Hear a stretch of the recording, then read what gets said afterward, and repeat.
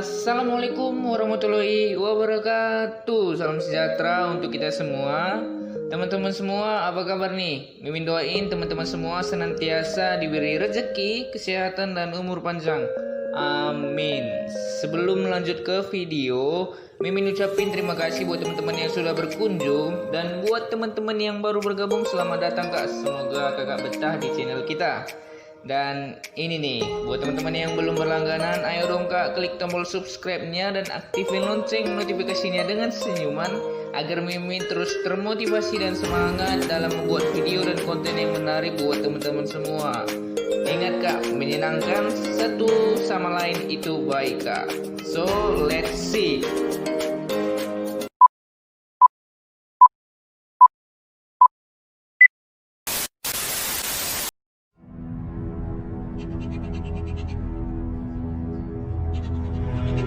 Halo brother, selamat datang di channel kami.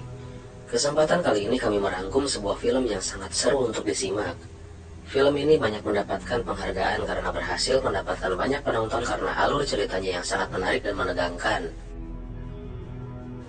Film ini berkisah tentang penerbang Angkatan Laut Amerika dan pilotnya saat mereka menjalankan misi pengintaian terhadap dua pihak yang sedang berperang, yaitu Serbia dan Bosnia. Secara tidak diduga, mereka masuk ke kawasan terlarang dan memotret sesuatu yang sangat getir. Dan ini adalah sebuah kejahatan perang. Cerita berlangsung dengan sangat menegangkan di mana pesawat mereka ditembak jatuh oleh pihak yang melakukan kejahatan perang karena takut rahasia mereka akan terbongkar. Tersisa satu orang pemeran utamanya yang terus berlari berjuang agar bisa keluar dari zona berbahaya. Bagaimana kelanjutannya?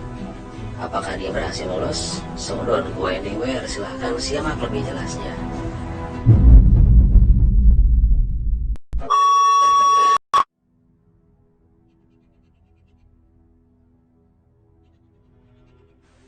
Saat perang Bosnia berlangsung, Letnan Burnett, seorang penerbang Angkatan Laut Amerika Serikat, dan pilotnya bernama Letnan Stackhouse. Mereka ditugaskan dalam misi pengintaian udara oleh komandan mereka Admiral Reigart di kapal induk USS Carl Vinson. Setelah lepas landas, mereka melihat aktivitas yang mencurigakan di zona demilitarisasi, di mana pesawat NATO dan faksi yang sedang bertikai dilarang terlibat dalam aktivitas berbau militer.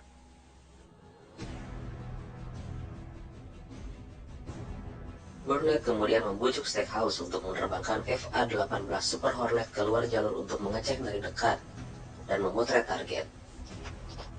Mereka tidak menyadari bahwa mereka memotret kuburan massal masyarakat sipil Bosnia yang dibantai oleh militer Serbia. Tetapi sialnya, militer Serbia melihat jet mereka. Kemudian komandan paramiliter Serbia Bosnia, Jenderal Miroslav Lokar, memerintahkan prajuritnya agar jet mereka ditembak jatuh karena takut kuburan massal tersebut ditemukan. Setelah berupaya untuk menghindari misil yang ditembakkan, jet yang ditumpangi Burnett dan Stackhouse akhirnya terkena misil dan kedua pria tersebut terpaksa keluar dari badan pesawat.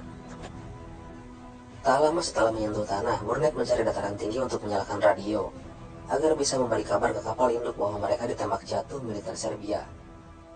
Tetapi patroli militer Serbia kemudian tiba di lokasi mereka jatuh dan menemukan Stackhouse yang terluka lalu menginterogasinya.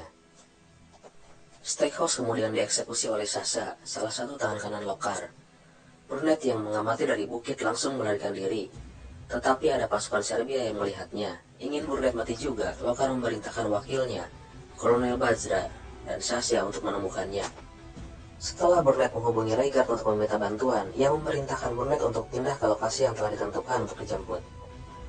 Namun, Reigart terpaksa mundur setelah Admiral Pickett, komandan pasukan Angkatan Laut NATO di kawasan itu, memperingatkan bahwa itu sangat beresiko dan mengganggu proses perdamaian. Ketika Burnett mencapai titik penjemputan, Reigart memberitahu bahwa ia harus pindah ke lokasi lain yang berada di luar zona demilitarisasi agar bisa diselamatkan. Segera setelah diberitahu itu, Burnett melihat patroli Serbia yang dipimpin oleh Bajra mencarinya. Saat pelarian yang sangat menegangkan, Burnett terjatuh ke kuburan massal yang dia dan Stackhouse telah potret sebelumnya.